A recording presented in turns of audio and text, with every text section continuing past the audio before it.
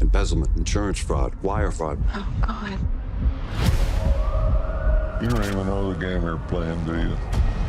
I have an individual question for you, if you don't mind. I am a huge fan of the movie Face Off, which you are in. I know I'm reaching back in the day.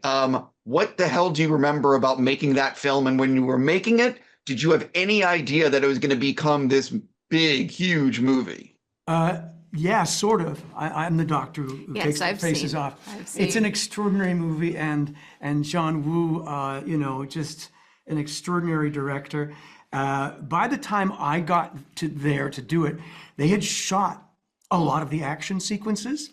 They had done a lot of stuff, so we had to get a move on and finish up. But they were showing, just as a teaser, the boat chase, right? So everybody went, "Oh my gosh!" And Joan Allen is in this? Wait a minute, what's going on here, right? We're getting all these brilliant actors. You've got all this action, and John he's just so delightful. I was hired, I think, for my apparent mastery of polysyllables. I had some sciencey stuff to say, and I come from the classical theater, so that perhaps isn't too much of a stretch.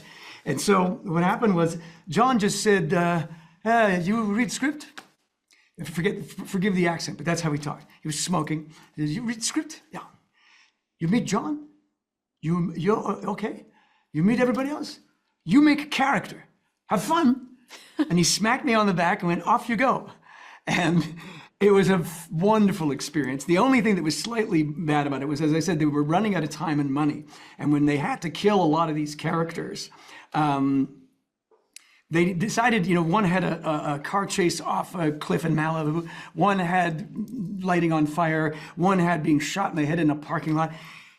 John said, "Okay, let's just bring them all together. We'll kill them together." And so they tied us all together with a bit of string, as you recall, and lit the room on fire. Now, if you look closely at the film, you can tell that I had a reservation at Wolfgang Puck's that night, which I had waited a year to go to.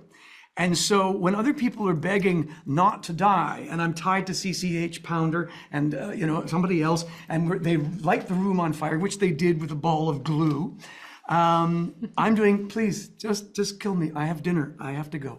So thanks for asking. I am a huge fan of that movie. But moving on, if you guys if Landman could cross over with another Taylor Sheridan show, what show would you love to cross over with? Oh my gosh. It would freak me out, but I would say Lioness. Like, I don't know.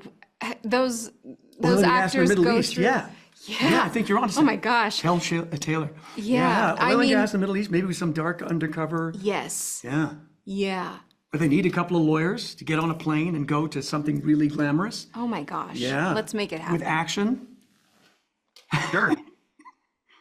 Kayla, one of the things about the first season and in the first 2 episodes of season 2 is Taylor gives you these huge kick-ass monologues that you need to walk into a room and just own the room, and you are the fucking boss. You know what I mean? I'm just so curious, A, what is it like as an actor getting these amazing monologues, and B, what is it like in like the week leading up to filming that scene where you need to know that shit, sorry for my language, backwards and forwards? Yeah, I mean, looking at the monologues from afar, you just see the size of them and the amount of them, with a couple of the other actors' lines sprinkled in between, but it's intimidating, I gotta say. And it was more intimidating in season 1 when I didn't really know what to expect of Rebecca, and then I saw the amount of words that I didn't know what they meant at the time. Very intimidating. But then you get into it, and Taylor has such a way of writing these monologues that eventually they just flow off of your tongue. He's such a pro, and he writes these legal jargon monologues so beautifully that you find the ways to find the peaks and valleys within them.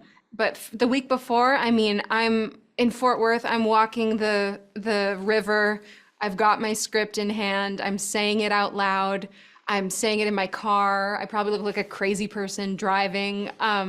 You want it to be in your body because it's so much. So yeah, I walk a lot with the words. I find that to be helpful.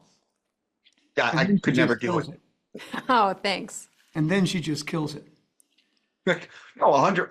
Yeah. So I hate doing generic stuff, but what do you both want to tease about season 2 without going into spoilers?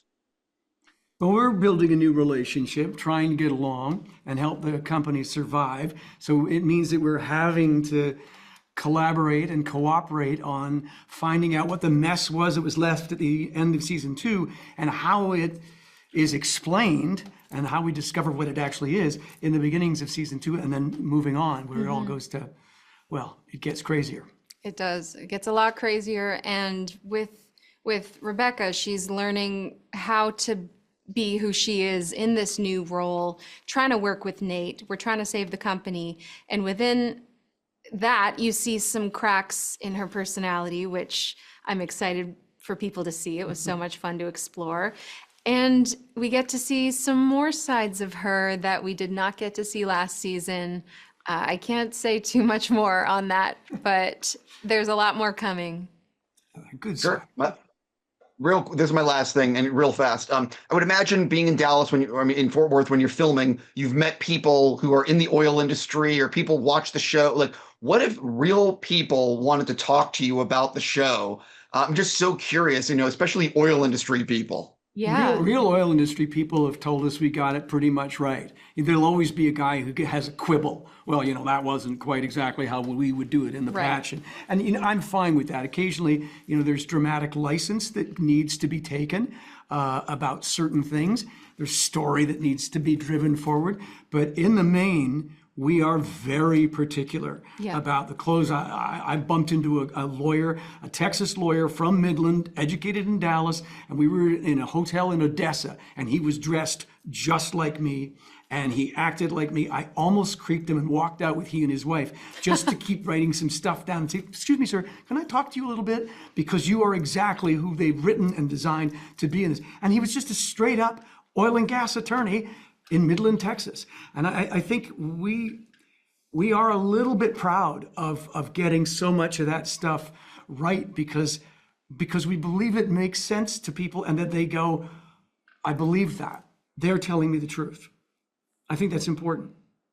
Don't you? Wasn't sure if you were going to add anything. Sorry, I do. Oh, yeah. I mean, the amount of people that have come up to me with love for the show has been overwhelming. I've never had that in my career thus far, especially in Fort Worth. Like the Fort Worth people are proud of Landman, which is really cool. But yeah, I've had people that are like, my dad's a Landman. We love the show. Yeah.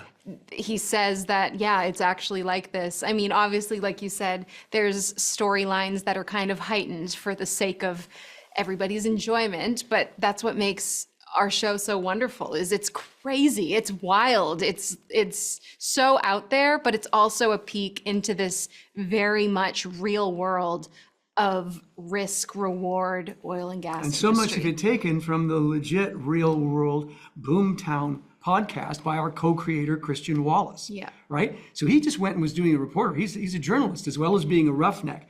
So he went out and just talked to the people that he worked with and went and said, what's a boomtown like? Tell me the tale. You guys are three beautiful women running a kind of strip coffee place at 3 a.m. for roughnecks. Is that a business? Oh, yes, and very successful. And so when you get into those sort of stories and say they're actually true, I think we have a lot more, bona fides, if you will, going around and telling people. So the co-creation, Christian Wallace with Taylor Sheridan, Taylor just tweaking here and there. So I would be telling people in my grocery store, hey, this is a true story. This stuff really happens. And we're trying to be as true to the veracity of it as we possibly can. I got to go. I'm out of time. I'm just going to say thank you so much and good luck the rest of the day.